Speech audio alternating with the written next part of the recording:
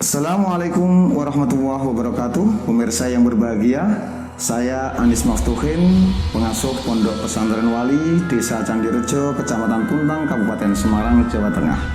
Melalui video ini, saya akan berbagi pengetahuan tentang apa itu kitab kuning. Mengapa demikian? Karena dalam banyak kesempatan, dalam banyak pertemuan dengan kolega-kolega, dengan rekan-rekan, dengan teman-teman yang notabene tidak pernah belajar di pesantren atau belum tahu sama sekali tentang bagaimana belajar di pesantren, mereka bertanya, Pak Yai, Lulus, apa sih kitab kuning itu? Apa betul sih orang yang membaca kitab kuning itu adalah orang yang sakti, orang yang kemudian setelah berhasil membaca kitab kuning dia bisa memiliki kekuatan-kekuatan goib, ataukah betul orang-orang yang bisa membaca kitab kuning itu adalah orang-orang yang bisa menyembuhkan penyakit dan lain sebagainya. Baik, apa sih itu kitab kuning? Kitab kuning adalah sebutan untuk buku-buku keagamaan Islam yang ditulis oleh para ulama klasik atau ulama zaman dahulu, yang ditulis dengan bahasa Arab atau dengan huruf Arab dan dicetak dengan kertas berwarna kuning dalam format sebuah buku pramodern. Kitab kuning ini menjadi rujukan atau menjadi buku diktat utama dalam sistem pengajaran di pondok-pondok pesantren sejak zaman sebelum kemerdekaan hingga hari ini. Di pesantren, kitab kuning ini disebut juga dengan kitab gundul. Kenapa disebut dengan kitab gundul? Karena dalam penulisan kitab kuning atau cetakan buku-buku kitab kuning ini tidak menggunakan harokat, baik itu fathah, dhammah, kasroh ataupun sukun. Itulah kemudian orang sering menyebutnya dengan sebutan kitab gundul. Lantas apa isi kitab kuning?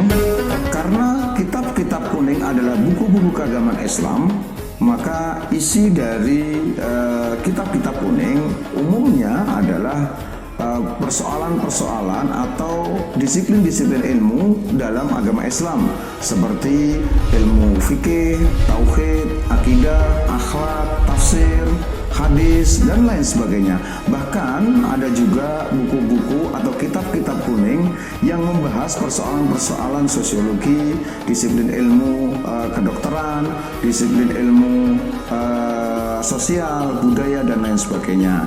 Sebagai contoh misalnya untuk kitab kuning yang berbicara kedokteran adalah Qanun Atib karya Ibnu Sina. Ada juga kitab kuning yang membahas persoalan-persoalan sosiologi seperti kitab Al-Muqaddimah karya Ibnu Khaldun.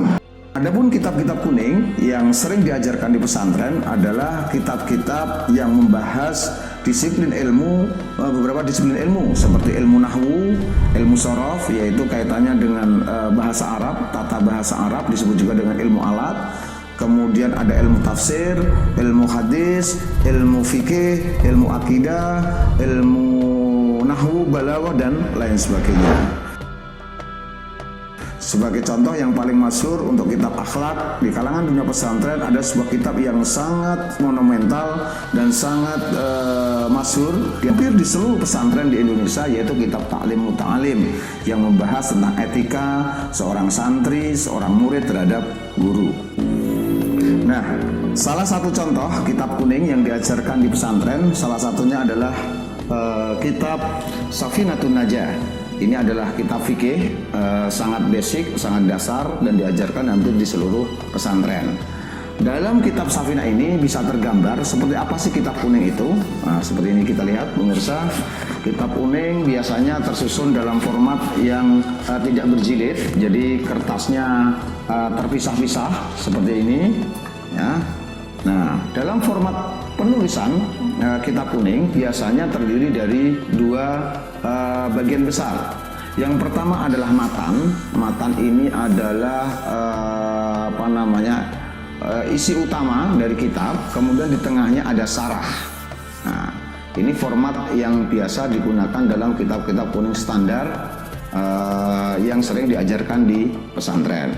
Maka kalau kita sedang membaca kitab kuning, paling awal biasanya yang dipelajari dulu adalah kitab matannya, ya, atau substansinya.